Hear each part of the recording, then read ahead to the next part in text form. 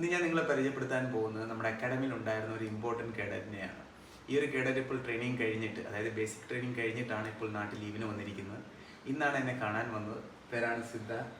കൊല്ലം കടക്കിൽ നിന്നാണ് ഈ ഒരു കാൻഡിഡേറ്റ് നമ്മുടെ അക്കാഡമിയിൽ ട്രെയിനിങ്ങിനായിട്ട് വന്നത്. ഇമ്പോർട്ടൻ്റ് എന്താണെന്ന് പറഞ്ഞാൽ കുട്ടികളെ, ഈ ഒരു കാൻഡിഡേറ്റിന് പാരാമിലിറ്ററിയിലും at the same time Indian നേവിയിലും ഇന്ത്യൻ ആർമിയിലും ഒരേ കണക്ക് സെലക്ഷൻ കിട്ടിയ ഒരു കാൻഡിഡേറ്റാണ്. ഇതേ കണക്കുള്ള കേഡറ്റ്സ് എന്ന് പറഞ്ഞാൽ നമ്മുടെ കേരളത്തിൽ തന്നെ വളരെ റെയർ ആയിരിക്കും.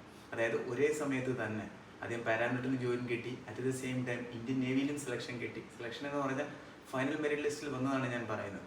അതേപോലെ തന്നെ ഇന്ത്യൻ ആർമിയിൽ 3 ഫോഴ്സിലുമാണ് ഈ ഒരു കാൻഡിഡേറ്റിന് സെലക്ഷൻ കിട്ടിയത്.